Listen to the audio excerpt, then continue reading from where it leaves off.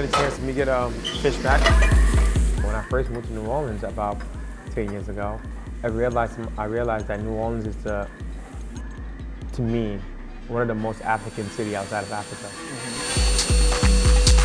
Every dish cooked inside Chef Serene's kitchen is an ode to both the past and present, a bit of New Orleans with memories of Senegal. I got some good food, man. Thank you so much. I got some good old food.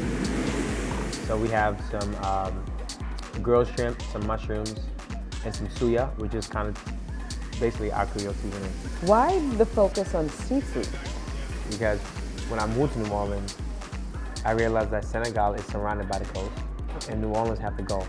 So we have red snapper coming from the Gulf. But first we did shots. All right, well, Cheers. Cheers. Cheers. A Thai is a traditional tea that is served back home in Senegal, and the tea is a symbol of hospitality. Okay. At the bottom, you find ginger and turmeric. On the top, you find a little bit of mint. When I'm eating this, where am I tasting? Not what am I tasting, where am I tasting? You're just tasting deliciousness. That's what you're tasting. Just being grateful to the ancestors for allowing.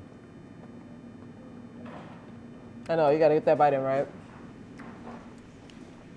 Without them, this wouldn't be possible. So for me, it's like everything that I'm doing is inspired by West Africa. Right. It's inspired by Senegal, by New Orleans. You know what I mean? There's a dish on Chef's menu that draws another connection to a more painful part of history. While black-eyed peas are seen as Southern comfort food, it made its way across the Atlantic during one of the most violent migrations in human history.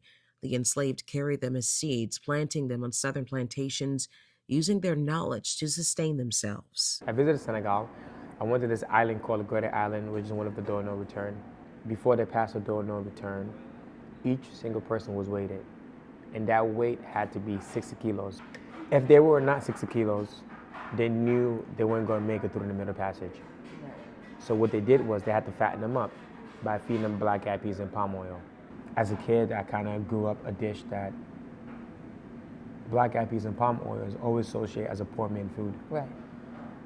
But living in New Orleans for the past decade and seeing how black-eyed peas is celebrated, Yeah.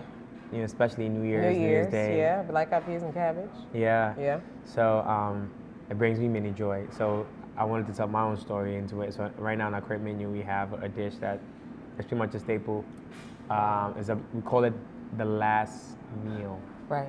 To honoring our ancestors.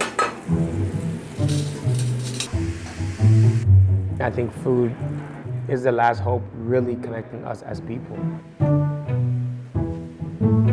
Every story that I'm telling is focusing on our people, you know, from African to African American to anyone from the diaspora. You know, every day I'm celebrating our people, you know, I'm telling our story, I'm staying true to who I am, and that's what it's about.